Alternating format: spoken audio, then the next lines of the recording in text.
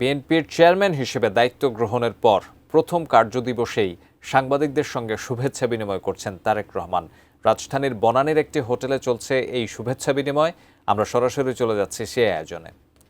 একটা সহযোগিতা দেওয়ার চেষ্টা করব যেখান থেকে তারা ধীরে ধীরে ভাবে অর্থনৈতিকভাবে স্বাবলম্বী হতে পারেন। আপনি সিকিউরিটির যে কথাটা বলেছেন, অবশ্যই এটা এখানে একজন বক্তা একটু আগে সোশ্যাল মিডিয়াতে বলেছেন। আমরা দেখছি সোশ্যাল মিডিয়াতে একটা ট্রেন, যদিও খুব বেশি আমার সোশ্যাল মিডিয়াতে থাকার স্কোপ হয় না, কিন্তু সোশ্যাল মিডিয়াতে একটা ট্রেন দেখা যাচ্ছে অনেক সময় নারীরা খুব হেনস্থার শিকার হচ্ছেন।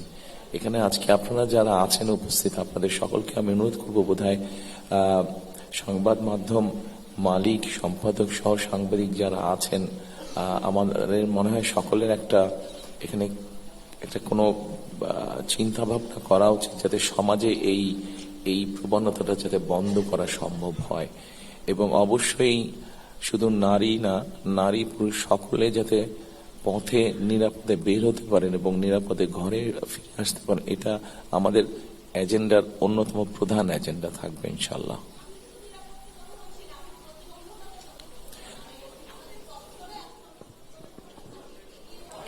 সেটাই আমি বললাম যে আমাদেরকে একসাথে জিনিসটাকে অনুধাবন করে আমাদের সকলকে পারস্পরিকভাবে সহযোগিতা করতে হবে, তাহলে নিশ্চয়ই আমরা এখান থেকে বেরিয়ে আসতে পারবো। ধন্যবাদ। আমি সবাইকে একটু অনুরোধ করবো, আপনারা জানেন যে আমাদের চেয়ারম্যান মহোদয় কণ্ঠস্বর অসুস্থতা জনিত কারণে তাকে ঠিক স্বাভাবিকভাবে কথা বলতে শুনছি না আমরা। এটি আপনারা এমন ক্ষমা করবেন এবং আমার মনে হয় এই পর্বটি যতটুকু সংক্ষিপ্ত করতে পারি, কারণ উনি তো কথা দিয়েছেন যে পরবর্তীতে আপনারা তার সঙ্গে কথা বলার সুযোগ পাবেন। পরের জন। হ্যালো, হ্যাঁ প্লিজ। আমি রেজাউল করিম লাবলু, দৈনিক দেশ রূপান্তরের বিশেষ প্রতিনিধি। আপনি গতকালকে বিএনপির চেয়ারম্যান নির্বাচিত হয়েছেন। একেবারে তৃণমূল থেকে বগুড়া জেলা বিএনপির সদস্য থেকে দলের শীর্ষ পর্যায়ে আপনি এসেছেন, আসীন হয়েছেন, আপনাকে অভিনন্দন। সবচেয়ে আমি যেটা বলতে চাই, বিগত 17 বছরে প্রেস কনফারেন্সের নামে আমরা যা দেখেছি, গণভবনে ফেসবুকে সয়লাভ হয়ে যেত যে তেলের বন্যা বয়ে যাচ্ছে আর কি। আশা করব আগামী দিনে আপনার বা বিএনপির যেসব প্রেস কনফারেন্স হবে সেখানে অনাকাঙ্ক্ষিত ওই যে আমাদের এক ভাই বলছে জাহাঙ্গীর, যে বিটের যারা আছে প্রেস কনফারেন্সে যেন তারাই আসতে পারে। গণভবনে আমরা দেখতাম বিএপিইউজে, ডিইউজে, প্রেস ক্লাবে সব রতি মহারথীরা আসতেন, তারা বিট কাভার করেন না আর কি। তারা বিট কাভার করেন না, এসে তেলের বন্যা বইয়ে দিতেন আর কি। তেলের বন্যা, এবং কারো কারো নামে গোলাম তেল, সরিষার তেল, গোলাম সরিষার তেল, উনি ব্রত হয়েছেন। বুঝতে পেরেছেন আপনি কি বলতে চান? একটু শুনুন প্লিজ। আমি বুঝতে পেরেছি, আপনাকে আমি একটু সহযোগিতা করি।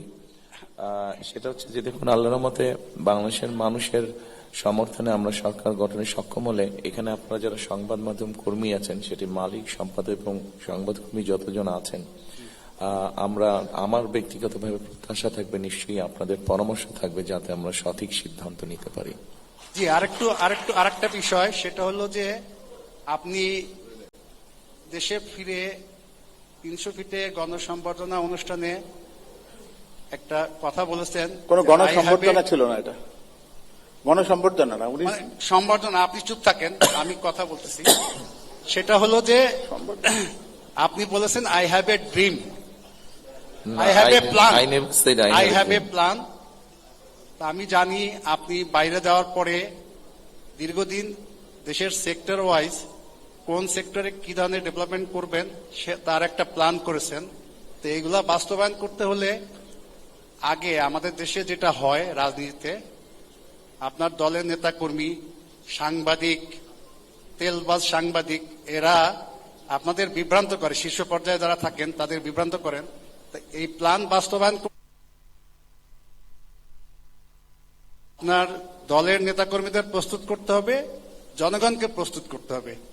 কেননা নির্বাচনের আগে, ক্ষমতায় আসার আগে অনেকেই আমরা মিষ্টি কথা বলি, কিন্তু ক্ষমতায় যাওয়ার পরে তার বাস্তবায়ন দেখি না। এইটা যাতে ভবিষ্যতে মানে আপনার ক্ষেত্রে না হয়, জনগণের যে প্রত্যাশা 5ই আগস্টের পরে জনগণের যে প্রত্যাশা, সেই প্রত্যাশা যেন পূরণ হয়, সেদিকে আপনার দৃষ্টি থাকবে, সেই প্রত্যাশা রইল। আপনাকে ধন্যবাদ। আপনার পরামর্শের জন্য ধন্যবাদ।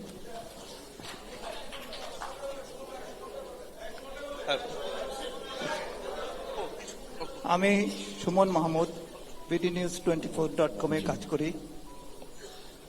আমার একটাই চাওয়া, সামনে নির্বাচনী প্রচার অভিযানে আপনি নামবেন। আমরা যারা মাঠ পর্যায়ে কাজ করি, রিপোর্টার এবং ক্যামেরাম্যান, তারা যাতে খুব কাছাকাছি থেকে আপনার সংবাদ সংগ্রহ করতে পারি, সেই জিনিসটা আপনি একটু নজরে দিবেন। কারণ আপনি একটা নিরাপত্তা বেষ্টনীর ভিতরে আছেন, সেই নিরাপত্তা বেষ্টনী ভিতরে থেকে আমরা যাতে আমাদের সংবাদটা সুন্দরভাবে কভার করতে পারি, সেই ব্যাপারে আপনার নজর চাই। ধন্যবাদ। ধন্যবাদ।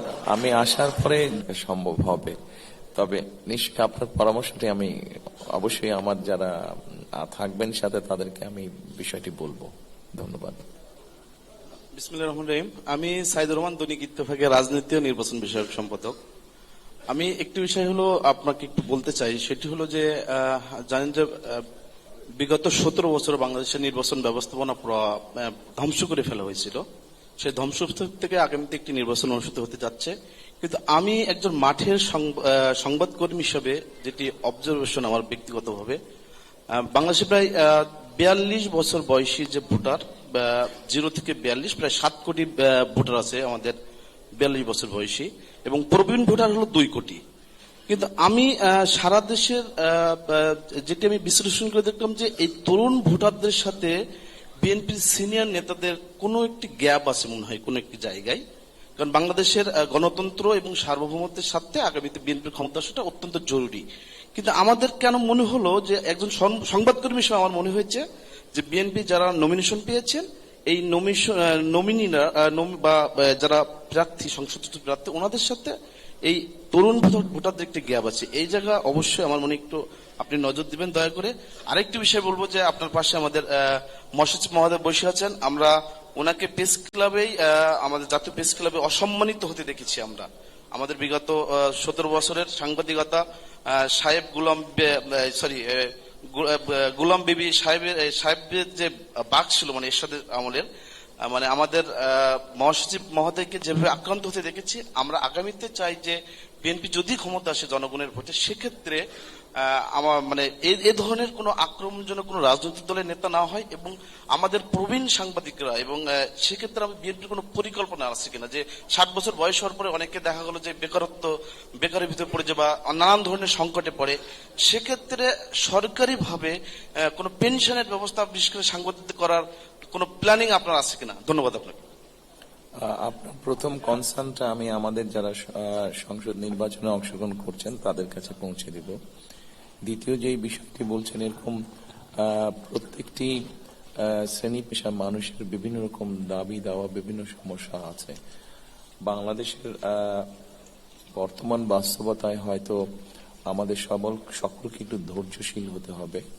কারণ আপনি নিজেই বললেন বা অনেকে বক্তব্য বলেছেন, বিগত 15-16 বছর ফ্যাসিস্ট আমলে যেভাবে দেশ থেকে দেশের সম্পদ পাচার হয়ে গিয়েছে, স্বাভাবিকভাবে আমরা যদি সকলে ধৈর্যশীল হই, রাদার আমরা যদি জন এফ কেনেডির ওই কথাটা বলি যে রাষ্ট্র আমাকে কি দিল তা না, আমি রাষ্ট্রকে কি দিতে পারি, সেক্ষেত্রে হয়তো আমরা ধীরে ধীরে হলেও একটা বেটার অবস্থান গড়ে তুলতে পারবো, এবং তখন সকলকে আমরা একটা সুবিধাজনক অবস্থায় নিশ্চয়ই নিয়ে যেতে পারবো।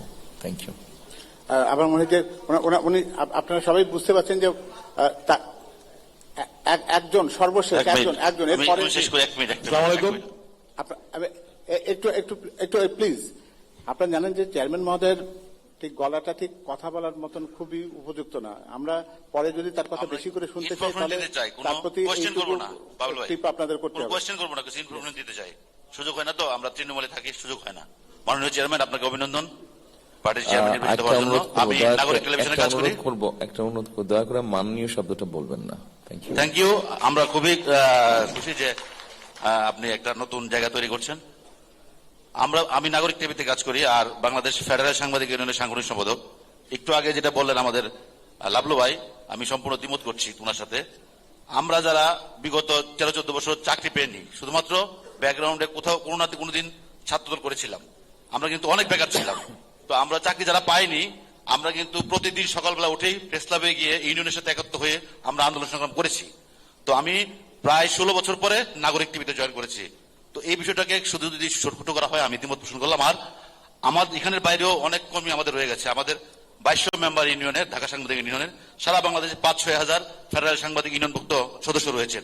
আমি মনে করি তাদের সবার সুযোগ নাই, তাদেরকে ছোট করে দেখার সুযোগ দেয়। আমি বিশ্বাস করি যারা বেকার ছিলেন, যারা যোগ্য, তাদের ব্যাপারে আপনারা যথাযথ ব্যবস্থা নেবেন, যাতে আগামীতে তাদের কর্মসংস্থানের ব্যবস্থা হয়। ধন্যবাদ আপনাকে। এই পর্বটি শেষ হলো। আমি না না আমার মনে হয় যে আমাদের একটা জায়গায় থামতে হবে, প্লিজ।